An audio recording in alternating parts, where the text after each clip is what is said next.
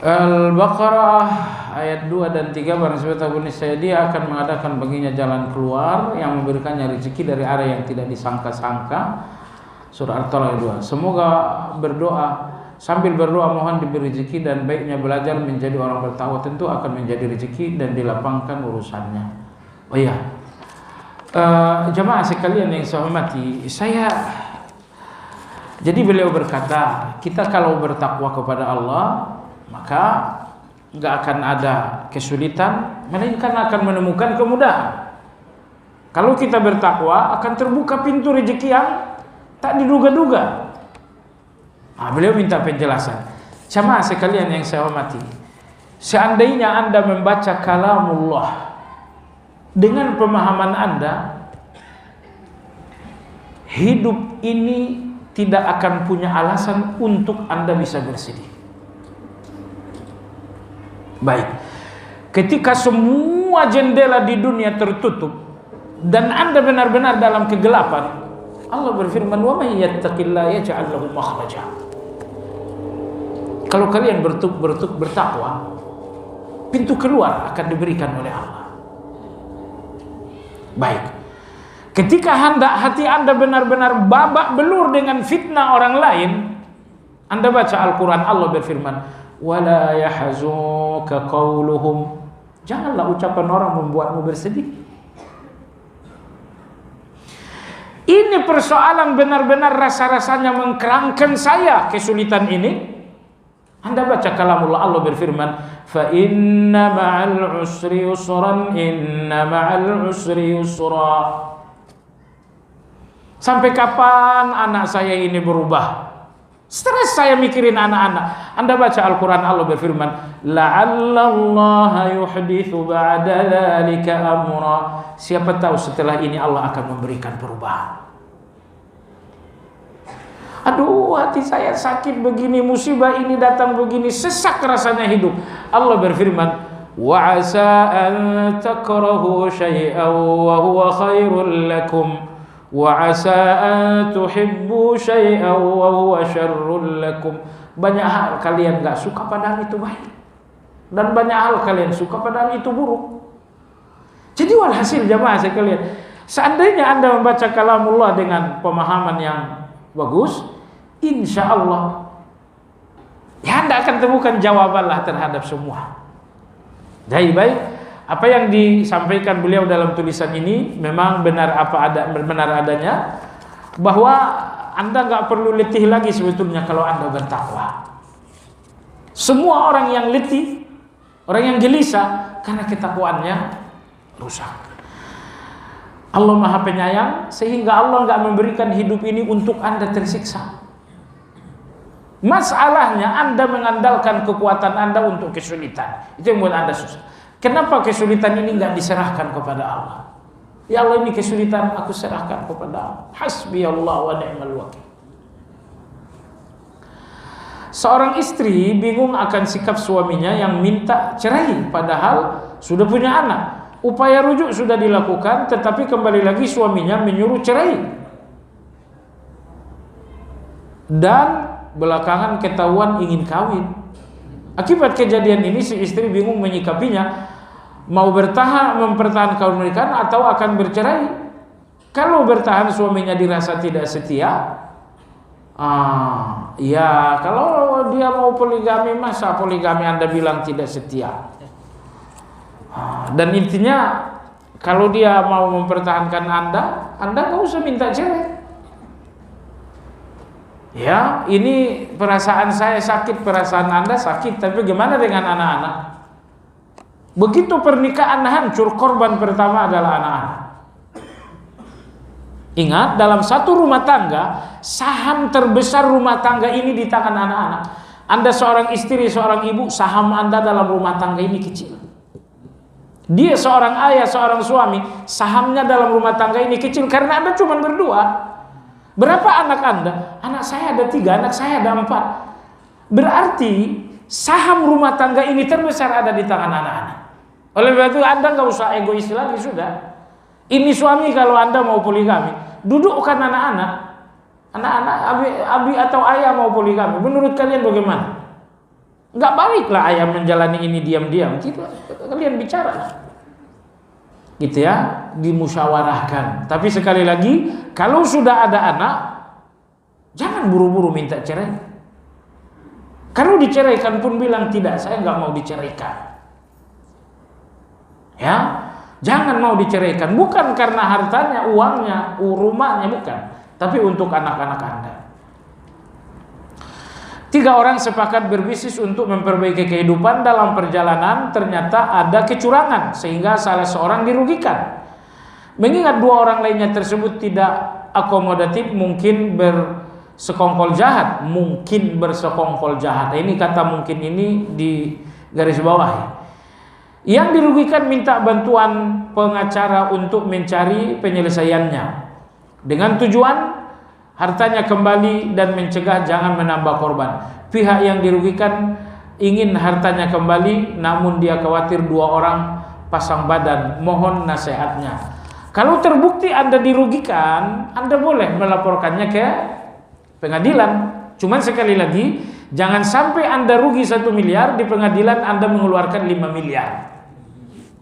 Paham maksud saya? Karena itu rahasia umum atau rahasia khusus.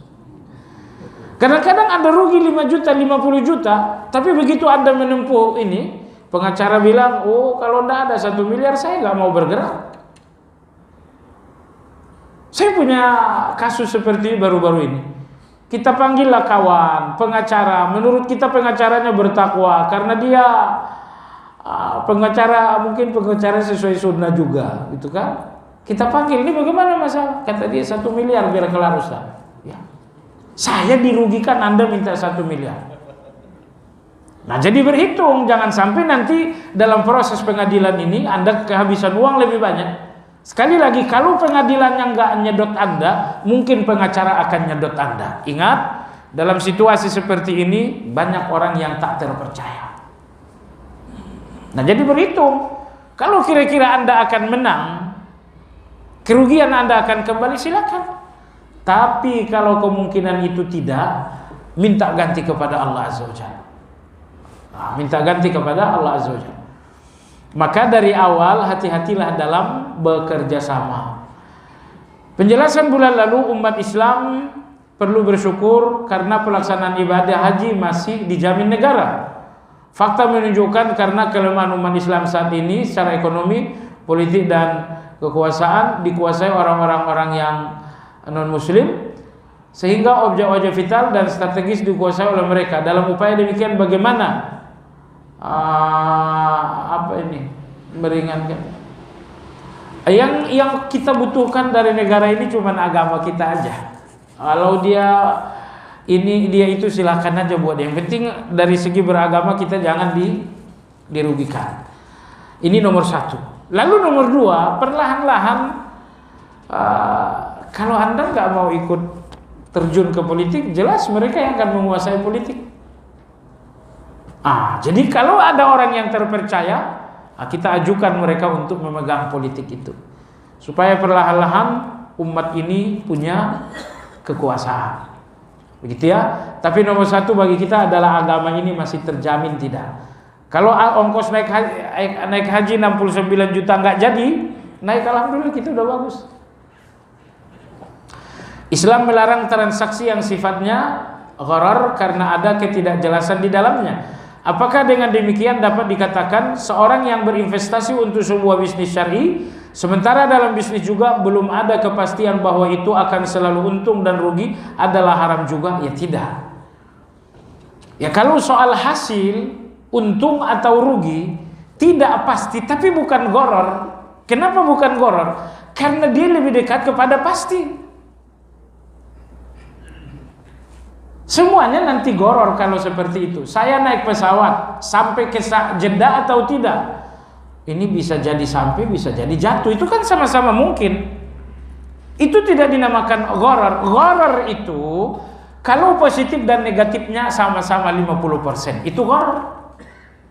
Tapi kalau positifnya lebih besar, misalnya kemungkinan untungnya lebih besar dibanding kemungkinan rugi, itu tidak dinamakan gharar. Obat-obatan medis itu ada syubhatnya karena tidak ada logo halalnya apakah seorang muslim boleh mengkonsumsinya, sementara pada saat yang sama mungkin ada pilihan herbal tapi reaksi penyembuhannya lama. Obat-obat yang tidak ada logo halal, tapi Anda bisa melihat apa kandungannya. Kalau kandungannya jelas, kandungannya A, B, dan C, walaupun tidak ada logo halalnya, silakan dikonsumsi. Ya, logo halal itu hanya membantu Anda yang malas baca seperti saya. Logo halal ini cukup. Cuman kita bingung sekarang logo halal mereknya gambar-gambar apa namanya? Gambar wayang. Padahal kita Indonesia bukan Jawa saja. Indonesia ini Aceh Indonesia, Sumatera Aceh Indonesia, Padang Aceh. Lalu dimunculkan logo seolah-olah Indonesia ini Jawa saja. Logo yang sudah aja lah, kita udah ngerti, nggak perlu baca. Oh, dari logonya saya ngerti gitu. Saya belum pernah lihat logo yang baru, belum pernah. Cuman gambar-gambar. Kalau di produk belum pernah lihat. Anda udah pernah lihat belum? Jadi sekali lagi, kalau Anda melihat bahan-bahannya itu sudah cukup. Wallahu a'lam.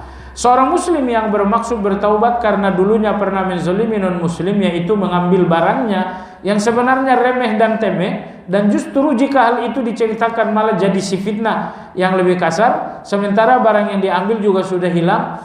Bolehkah si muslim bertaubat dengan cara mendoakan kebaikan kepadanya? Enggak bisa lah. Anda kembalikan.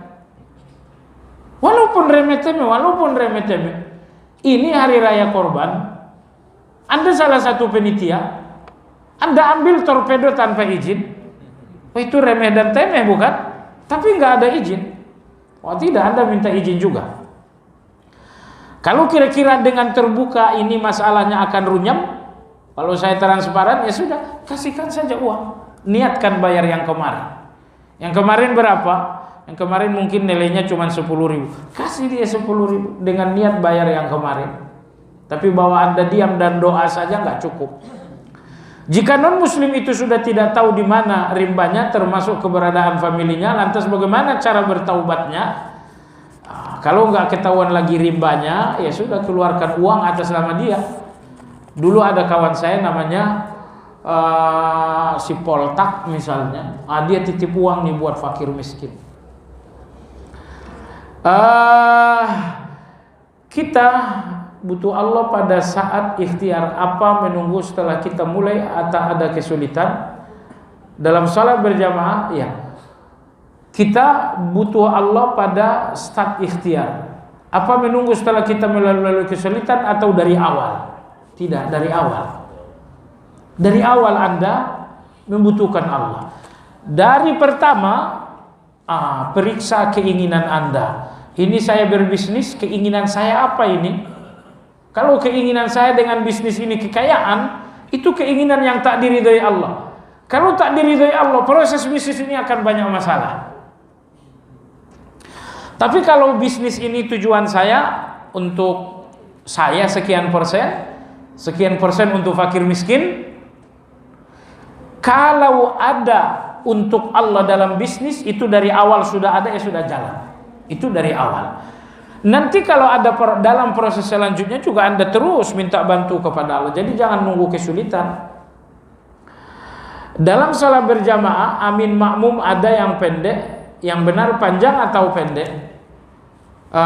Yang benar ikut imam. Ya, ikut imam. Jangan mendahului, jangan terlambat.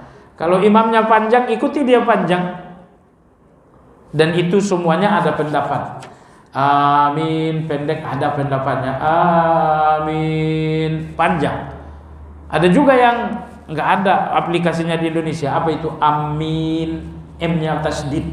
Itu semuanya ada dalilnya. Mana yang Anda jalankan, ikuti imam. Kalau imamnya panjang, ikut panjang.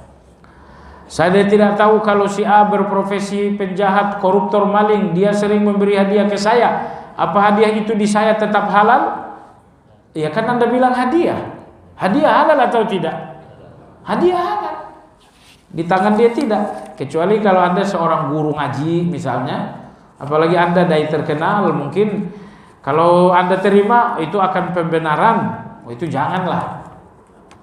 Ini saya korupsi ini sekian persen buat Kiai Fulan. Itu nanti akan jadi pembenaran. Tapi kalau orang awam model saya, nama saya nggak ada manfaatnya bagi orang lain. Bagaimana penggunaan Masya Allah dengan Subhanallah yang paling tepat? Masya Allah, Subhanallah digunakan untuk kagum. Dalam hal-hal yang di luar kemampuan manusia, gunakan Masya Allah, gunakan Subhanallah. Ya, wallahu a'lam. Subhanakallahumma wa bihamdika asyhadu an la ilaha illa anta astaghfiruka wa atubu ilaik. Alhamdulillahirabbil alamin. Assalamualaikum warahmatullahi wabarakatuh.